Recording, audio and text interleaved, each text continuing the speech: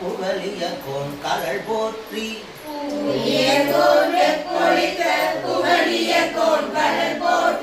ஆழிமிசை கல்மிதப்பில் அணைந்த பிரானடி போற்றி